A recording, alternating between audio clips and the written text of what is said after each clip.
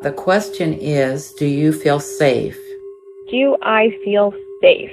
Do I feel safe? No, no, I don't feel safe.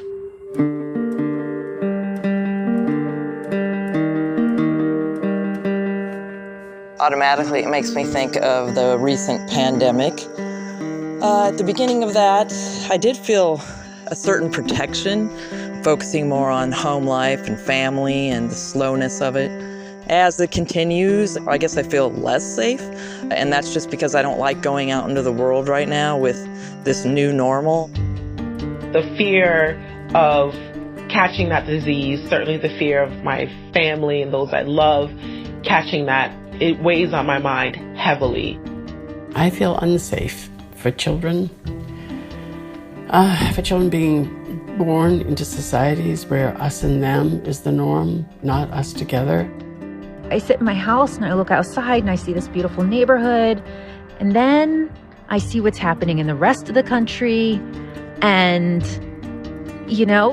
frankly, it's a terrifying time. And I'm raising 2 kids. And I think one of my biggest fears is what country will be left for them. So much division in our country, and I feel like there's maybe an impending civil war. I hope it's not true. It's just frightening. Yeah, I have 4 brothers who are Black men, and they're roaming around the world in the same way everybody else is, and they're amazing young men, and I fear for their lives in ways that I've never feared before. So no, I don't feel safe now unless we wake up.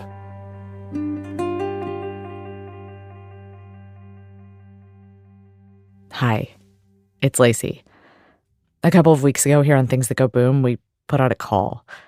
We asked you, our listeners, our friends, our family, to tell us the answer to what might seem like a pretty simple question. How safe do you feel? And I'm going to be really honest. This year has made me pretty scared, and I know you're all scared.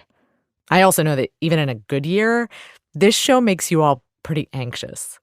So when we asked, we wanted you to come back and tell us the truth, but we also wanted to offer up some help from our little corner, however we could. And I'll admit that my own personal 2020 coping strategy, at least the best one I've found so far, besides drinking a lot, has been to watch a whole lot of really kind television. Stuff like Schitt's Creek and Ted Lasso, to escape into a world that's just a little bit nicer. And all I really wanted for this episode was to do that for you all.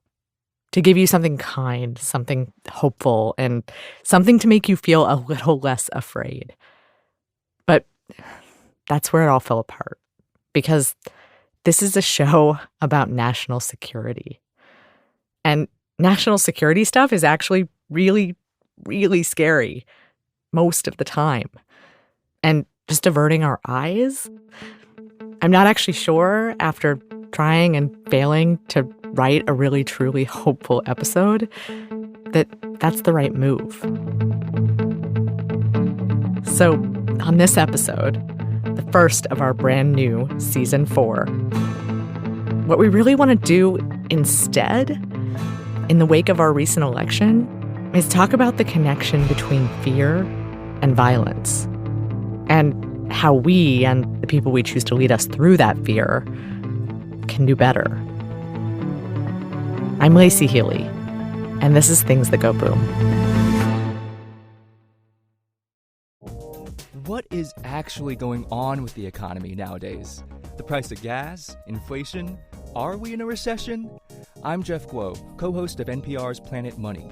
Come along with our super team of econ experts as we delve into the stories that show you how the world really works. That's Planet Money from NPR. In an effort to get to the root of why we're all feeling the way that we are, the first thing we did was probably something we should have done a long time ago.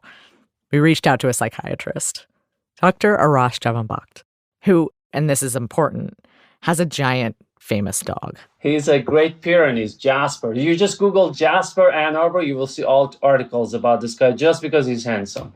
While Jasper basks in all the glory, Arash spends his time talking a lot of people down. He specializes in anxiety and trauma. And he told us that there are a lot of reasons for this fear that we're all feeling, but the biggest one is just our body doing its job. When it goes to the biology, most of what happens is in the temporal lobe, like right above our ears, where there is this little piece of the brain called the amygdala, this little round part of the brain.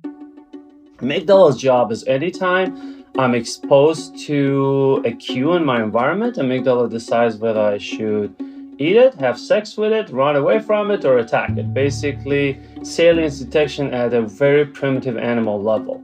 When the amygdala detects a threat, it sounds something like a smoke alarm in your brain and kicks off a whole series of other responses inside your body. My heart starts pounding, hands get sweaty, attention shifts, the motor system gets ready for fight and flight, basically pumping blood to the organs which are vital for those functions. There are parts of the brain that help to process your fear, kind of like a little fire department swooping in to tell you to chill out. It's just the neighbor burning his barbecue again. But sometimes when they show up, you're already out on the street in your underwear waiting for the house to burn down. Fear is not logical. We have a logical way of thinking, which is slower and which is like more objective, and then there's fear. Fear is very fast. Very fast. But when fear results in trauma, it can also last a very, very long time. We know trauma can cause changes in the brain, in the biology of the brain, and even in epigenetic changes. We have intergenerational transfer of trauma. Researchers have seen fear-related behaviors in children of survivors of Holocaust, whether it's learned from parents and grandparents through observation or genetic. Arash says that these days, most of his patients are stressed about two things: politics and the pandemic. There are few aspects of environment that make it more stressful and more scary. One is lack of control. When we feel we do not have control on what's happening around us, that is very stressful and causes a lot of fear. And one of the examples is the pandemic, because we do not have much control over this. Not only as a person I don't, but also as a whole group, humanity or my country doesn't have much control over it. So we do what humans have always done.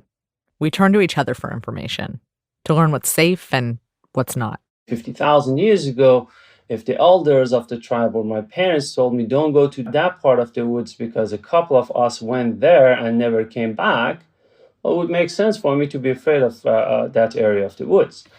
And so we learn from each other. Except in the 21st century, each other is often the media. And when we're scared, we tend to spend a whole lot of extra time with the media, obsessing over what might happen next. We're constantly screening for danger. And one of the things that we constantly are checking all these social media and TV and things is that, okay, what's the next dangerous, threatening thing is coming to us? So the role that all that media plays in creating fear, it's intensified. You open CNN, you open Fox News, all you hear is one story for 24-hour day until the next story comes and the next story. Facebook decided to take down conspiracy theories pushed by the online movement known as QAnon. Began posting tangled clues on internet messages. The idea that Donald Trump is fighting and winning a war against a group of Satan-worshipping, child sex trafficking, A-list celebrities and politicians are trying to secretly overthrow President Trump. I know nothing about it. I do know they are very much against pedophilia. I'm afraid that we're on the cusp of a new generation of exploitation. It's kind of a reality show disaster pornography. That's what I call it. But then that can also be manipulated and abused because we have this inherent tendency to trust our tribe mates when it comes to fear. And in addition to helping spread misinformation, the media silos we sort ourselves into can deepen our divide. We are tribal creatures. It shows itself in all these different forms, right? We have nationalities, we have groups of people. We stick to one football team, even if that football team is the one that loses every year, right? And we never give up. We have our churches, our neighborhoods, our political parties. And we are given values, we are given morals, we are given rights and wrongs, we are given laws that we accept as laws because our tribe mates told us that, or that was what we were raised with. When we feel a threat to our tribe, we hunker down deeper within it. And the more secluded these tribes are from each other, the more we trust what is given to us as information about the others or about the other tribes. Generations of humans have dehumanized the other. And even beyond the current president's own dehumanizing language, our military engages in a form of this day to day. Counterforce and countervalue attacks, collateral damage, surgical strikes. The gender researcher Carol Cohn has said that somehow it seems to be forgotten that even scalpels spill blood. But when we dehumanize the other, it suddenly becomes a lot easier to think of them as a danger to our tribe.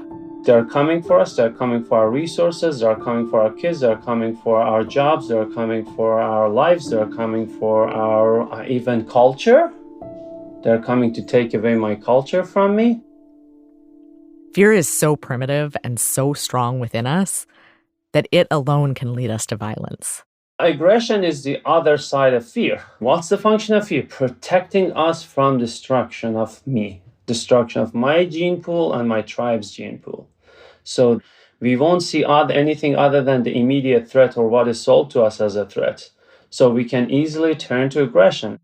And from there, it can very easily escalate into something devastating, even deadly. Please, man. Please, somebody.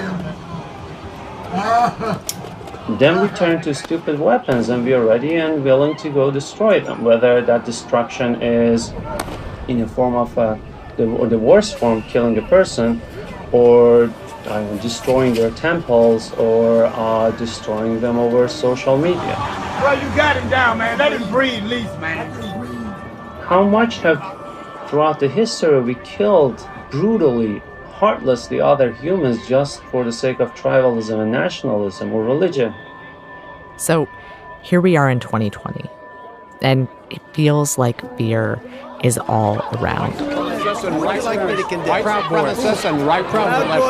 Stand back and stand by, but I'll tell you. Inside this old warehouse in South Texas, the U.S. Customs and Border Patrol is keeping hundreds of immigrant children in cages created by metal fencing.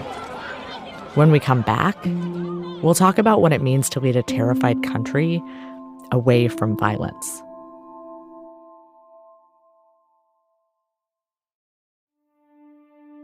During his 1912 campaign, Woodrow Wilson promised a, quote, new freedom for the black voters that helped elect him to office. Made up of several elements.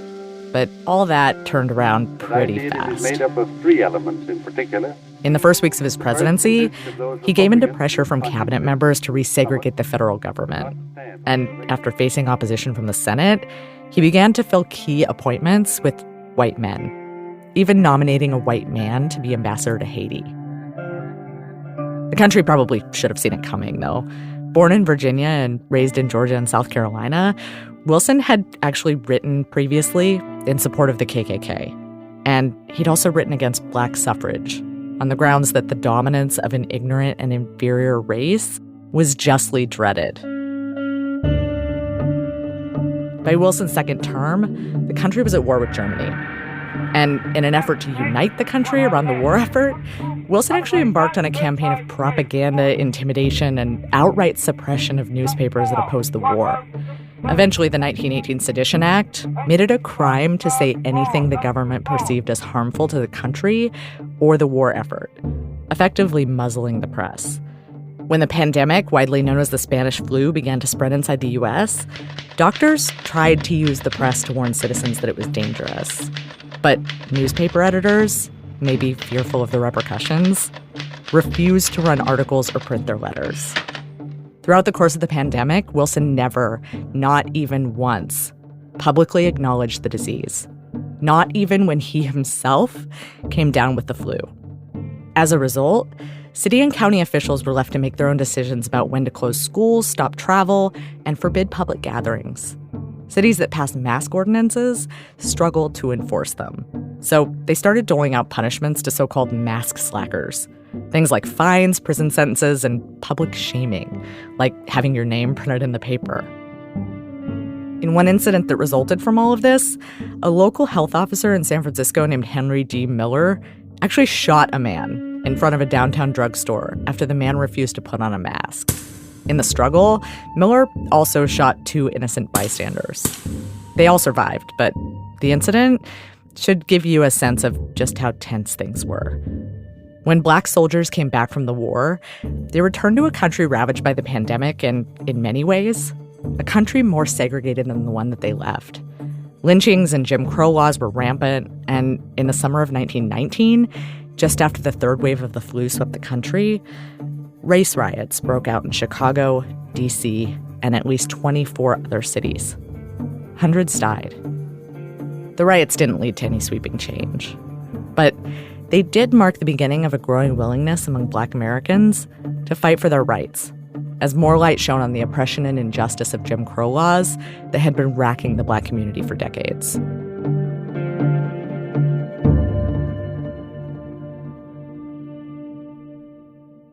When I started looking into past examples of failure of leadership, times when our leaders have allowed fear to get the best of them or just have been absent in times of crisis, you guys, I almost skipped right over the Spanish flu because it just seemed a little too obvious.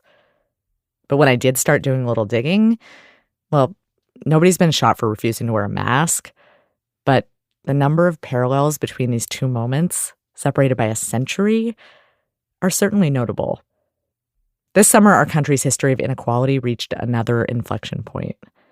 Bumi Akinnisotu, who also hosts the podcast What in the World, lives in D.C., and what she experienced in the weeks after George Floyd was killed made her feel something she never thought she would, at least in America. It was in June, during the thick of the George Floyd protests here in Washington, D.C., where I live, and the first or second day of protests were really intense here in the city, with helicopters, choppers coming around all throughout the entire day and into the night, sirens going off every single day. So all of the sort of emergency noises that you can think of, we heard, and in the evening was when I felt the most afraid. And I just got this thought in my mind that perhaps at any moment the president could call any one of our military branches to basically bomb the city.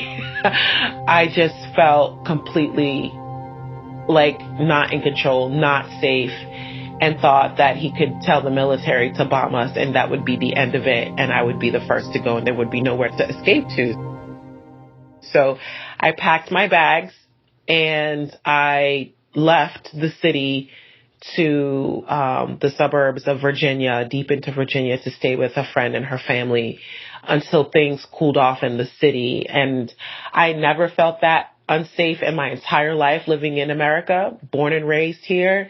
But for the first time, I understood what people in other countries felt like when the United States was present, our military was present. And just having a glimpse of that, it scared the shit out of me. I respect our military, but I don't want to fear them. Bumi's fear wasn't just her amygdala flipping out over nothing. Just across town from her apartment, about 3 hours after federal police in riot gear dispersed peaceful protesters near the White House with tear gas, a Black Hawk swept low over Chinatown, creating winds equivalent to a tropical storm. Experts describe the maneuver as a show of force, one more commonly used to disperse civilians in war zones. A tactical use of fear, and a pretty good illustration of the choice we have before us. Our leaders can choose to be more transparent, to empower their citizens, and to lead us toward greater empathy and change. Or they can choose to lead through intimidation, denial, and blame. As we were writing this episode, helicopters were circling, again, in D.C. And businesses across downtown were nailing plywood across their storefronts in anticipation of a breaking point. Today, we have a new president-elect. We have the first Black, the first Asian, the first female vice president-elect. But we are not free from our fear. And where we go next will depend in no small part on where our leaders take us. The next administration will have to make a series of immediate choices, inside our country and out, on how to lead us through this moment of deep division. And just like the rest of us, they will have to resist their deep biological urge to make those decisions based in fear.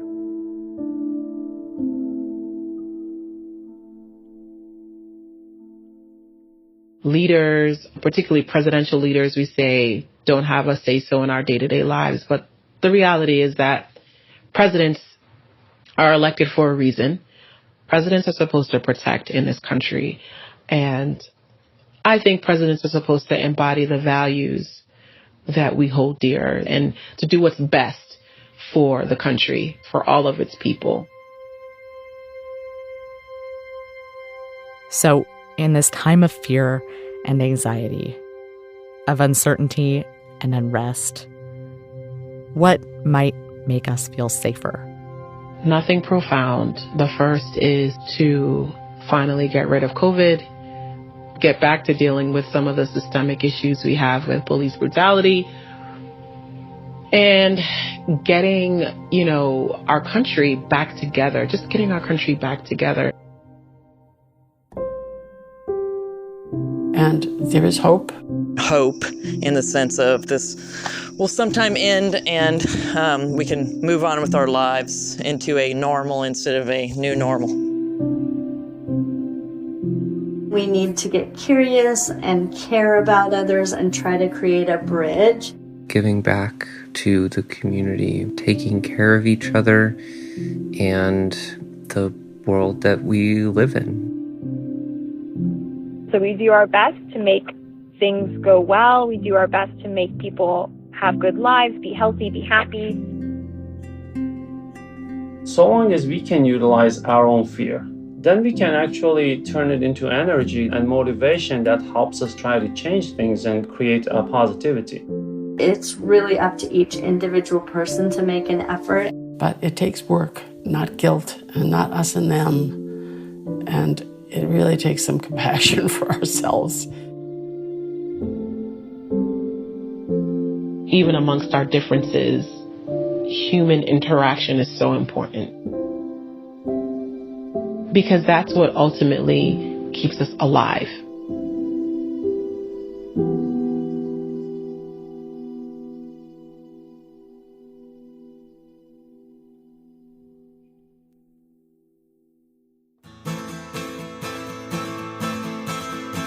Things That Go Boom is produced by Inkstick Media and distributed by PRX. This episode was produced by Maren Lazian and me, and edited by Ruth Morris and John Barth. Darian Shulman is the incredible composer behind our show's music, and Robin Wise makes everything sound shiny and new. Thank you, as always, to the foundations that make our work possible. The Carnegie Corporation of New York and Plowshares Fund, as well as Inkstick supporters, including the Cologne Foundation, Craig Newmark Foundation, Prospect Hill Foundation, and the Jubitz Family Foundation. And thank you so much to all of you who responded to our call out this week, especially Bumia Kinisotu, who you heard a lot from today. If you want to hear more, head over to our show, What in the World, wherever you get your podcasts. And if you want to hear more from us, come visit us on social at Inkstick Media for a look at the rest of the work that we do. Hang in there. We'll be back in 2 weeks. Let's say I am attacked by a pit bull when I'm a kid and I become afraid of all kinds of dogs, including Shih Tzus. Or I can become afraid of all animals, right? We did hear your dog. It was as if on cue. From PRX.